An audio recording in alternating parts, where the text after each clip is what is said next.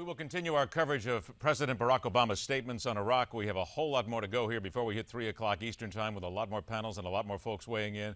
But we are now going to take just a moment. Everybody breathe. We're going to chill for a minute.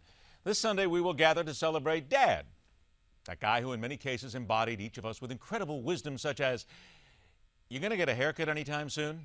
You ever consider plumbing college? And my favorite, can you really make a living talking on radio and television? He said that. At the end of the day, isn't it all about common sense? Let us revel in thinking about our fathers for a moment as we welcome in the author of Raising Children That Other People Like to Be Around, which we all would probably like. Richard Greenberg joins us today to talk a little bit about Father's Day. Richard, thanks for joining us today. My pleasure, Ed. Great to be here. Richard, you got 4 kids, right?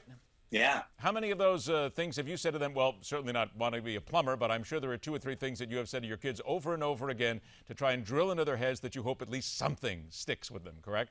About why don't you go shake the money tree in the backyard and see what falls off? I forgot that one. That's probably one of the best ones. What else? Oh, there are a bunch of them. Why don't you go bang your head against the wall until you can think of something to do? And then we worry about, and then we do that, with the kids would do that, and then the parents would come back and say, what's wrong with my kid? She's walking around. She's not really being with me, just banging her head against the wall here. No, you can't worry about the consequences of having them bang their head against the wall. That's part of the deal is it's not my job to entertain you.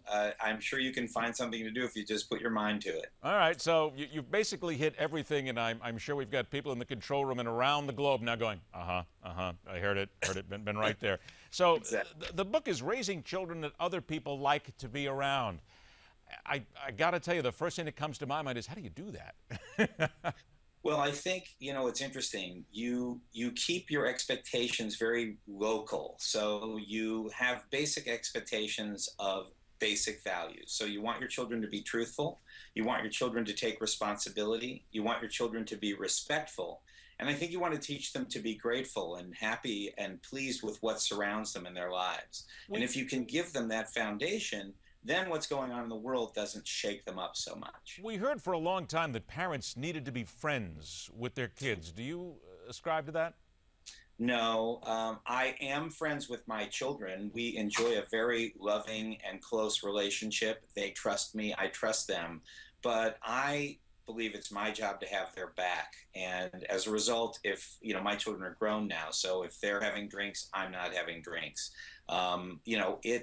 There's a line, and it's a very sort of fine line. Like, even with them as adults, I have a 33-year-old and a 30-year-old and a 25-year-old, and one of them's married. I also have a 19-year-old daughter, so we have 3 boys and a girl. But, I'm always their dad, and if I'm going to call them on something, I'm going to call them on it. And sometimes we don't call our friends on things they do wrong or people whose feelings they may have hurt. But, I'm always sort of watching out for them because it's my job, I think, to guide them in their lives. And now that they're older, they need much less guidance. And sometimes they give me incredibly positive and loving and funny feedback. I only got about 45 seconds left, but isn't it really true that from a father's standpoint, you really have to constantly be there for your kids, but you've got to be on them constantly. You have to be a part of their lives, and you have to continually hit them with the things that you think will make them better people and that other people want to be around. Yes. Be confident, be positive, and be present. Be in your kids' lives. Put your phone down. Have a conversation. Encourage them to do the things you want them to do, and understand that it's your job and your right to do that. Maybe don't be afraid to have a little discipline every now and then. Ooh, shock. Discipline, right? Rules are the arms with which our children can embrace themselves. If they follow the rules, they know they're good kids. I like that.